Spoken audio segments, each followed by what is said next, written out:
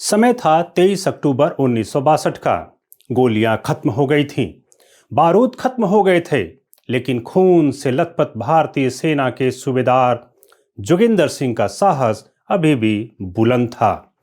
उन्होंने हाथ में संगीन उठाए और वाहे गुरुजी का नाम ले चीनी दुश्मनों पर टूट पड़े।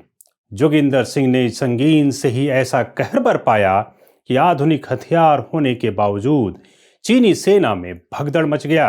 नमस्कार, मैं हूं मनीष मड़ी और आप देख रहे हैं दबंग इंडिया। परमवीर सूबेदार जोगिंदर सिंह का जन्म 26 सितंबर 1921 को शेर सिंह और श्रीमती किशन कौर के घर हुआ था। पंजाब में मोगा के गांव मेहला कला में रहने वाले शेर सिंह जी एक किसान थे। वह एक सैनिक सिख थे। इसी गांव में सूबेदार जोगिंदर सिंह का बचपन बीता। मिडिल स्कूल की पढ़ाई उन्होंने दरौली गांव से की। 28 सितंबर 1936 को वे ब्रिटिश भारतीय सेना के सिख रेजिमेंट में सिपाही के तौर पर भर्ती हो गए। उनका विवाह कोटकपूरा के पास कोठे रारा सिंह गांव के सैनिक सिख परिवार की बीबी गुरदयाल कौर से हुआ था। सेना में शामिल होने के बाद जोगिंदर सिंह ने अपनी शिक्षा में प्रगति की और सेना की परीक्षाएं उत्तीर्ण कर यूनिट शिक्षा प्रशिक्षक के रूप में नियुक्त हुए।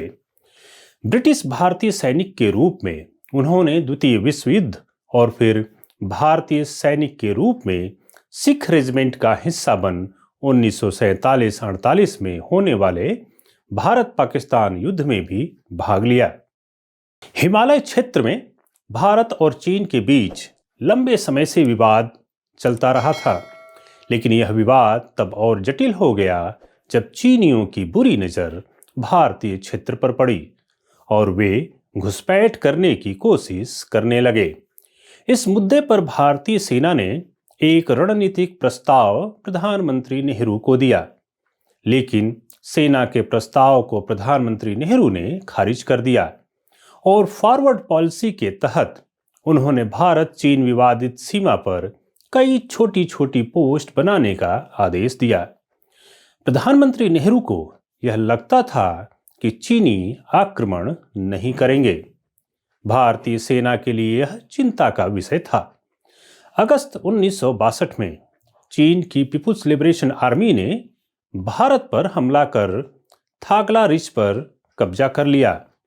चीन ने अक्साई चीन और पूर्वी सीमा नॉर्थ ईस्ट फ्रंटियर एजेंसी पर भी अपना दावा ठोका।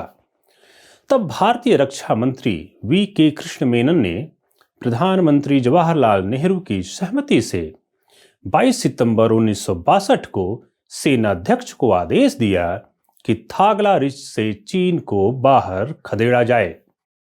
ट्विन पिक्स के करीब दक्षिण पश्चिम में ताकपेंग ला पर सिख रेजिमेंट की पहली बटालियन की एक डेल्टा कंपनी ने अपना बेस बनाया हुआ था, जिसके कमांडर थे लेफ्टिनेंट हरिपाल कौशिक।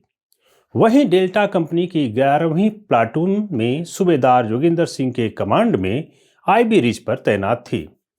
इस पलटन को कवर देने के लिए तोपों और गोलाबारी के साथ 7वीं बंगाल माउंटेन बैटरी मौजूद थी। 20 अक्टूबर 1962 को बमला के करीब भारत चीन बॉर्डर पर सैकड़ों की संख्या में चीनी सैनिक जमा हो रहे थे। यह देख जोगिंदर सिंह ने हवलदार सूचा सिंह के नेतृत्व में एक सेक्शन बमला पोस्ट भेजा। साथ ही इसकी जानकारी अपने कंपनी हेडक्वार्टर को भी दे दी। 23 अक्टूबर सुबह 4:30 पर चीनी सेना ने मोर्टार और एंटी टैंक हथियारों से भारतीय बंकरों को निशाना बनाने लगे। कुछ ही समय बाद सुचा सिंह अपनी टुकड़ी के साथ आईबी रिज वापस आ गए। सूबेदार जोगिंदर सिंह वहां की भौगोलिक स्थिति को बहुत अच्छे से समझते थे, इसलिए उन्होंने प्लानिंग के तहत वहां बंकर और खंदकें बनाई थीं। उनकी पलटन के पास सिर्फ 4 दिन का राशन था। हिमालय के प्रचंड सर्दियों के मुताबिक उनके जूते और कपड़े भी अच्छे नहीं थे। उनके पास गोलियां कम थीं। फिर भी जोगिंदर सिंह ने अपने साथियों का मनोबल ऊंचा रखा। ऐसी परिस्थितियों में उन्हें पता था कि वे इस युद्ध को पूरी हिम्मत और समझदारी से लड़ सकते हैं। जल्द ही करीब 200 चीनी सैनिकों ने इस पोस्ट पर हमला कर दिया। जवाब में जोगिंदर सिंह और उनके साथियों ने चीनी सैनिकों पर प्रचंड हमला किया। बहुत से चीनी सैनिक हताहत हो गए। भारतीय सैनिकों के आक्रामक रुख से चीनियों को छुपते हुए पीछे भागना पड़ा। इस हमले में भारतीय पलटन को भी कुछ नुकसान उठाना पड़ा। इसके बाद जोगिंदर सिंह गोला बारूद इकट्ठा करने में लग गए। लगभग 200 की संख्या में एक बार फिर चीनी टुकड़ी ने फिर से पोस्ट पर हमला कर दिया। भयंकर गोलीबारी में सूबेदार जोगिंदर सिंह को जांघ में गोली लग गई। उन्होंने घाव पर पट्टी बांधी और अपने साथियों में उत्साह भरते हुए 2 इंच वाली मोर्टार ले दुश्मन पर टूट पड़े। उनकी पलटन ने बहुत सारे चीनी सैनिकों को मार गिराया, लेकिन इस युद्ध में उनके भी ज्यादातर साथी शहीद हो गए और कुछ बुरी तरह से घायल हो गए। कुछ ही देर बाद एक बार फिर लगभग 200 चीनी सैनिकों की एक टुकड़ी आईबी रिज की ओर बढ़ने लगी। तब डेल्टा कंपनी के कमांडर लेफ्टिनेंट हरिपाल कौशिक ने खतरे का संदेश रेडियो पर भेजा। सूबेदार जोगिंदर सिंह ने लेफ्टिनेंट कौशिक को अंतिम बार जी साहब कहा। उनकी पलटन के पास गोला बारूद खत्म हो चुका था। घायल और खून से लथपथ सूबेदार जोगिंदर सिंह ने जोश भरते हुए अपनी पलटन के बचे हुए सैनिकों के साथ अपनी अपनी बंदूकों पर बेयोनेट यानी चाकू लगाकर जो बोले सो निहाल सत श्री अकाल के नारे लगाते हुए मशीन गनों से गोलीबारी कर रहे कई चीनी सैनिकों को मार गिराया। बुरी तरह से घायल जोगिंदर सिंह को चीनियों ने युद्ध बंदी बना लिया। बंदी रहते हुए कुछ ही देर बाद चीनी सैनिकों के बीच उनकी मृत्यु हो गई। जोगिंदर सिंह ने अपने साथियों में युद्ध की भावना को तब तक प्रज्वलित रखा जब तक कि वह बुरी तरह घायल हो नीचे नहीं गिर गए।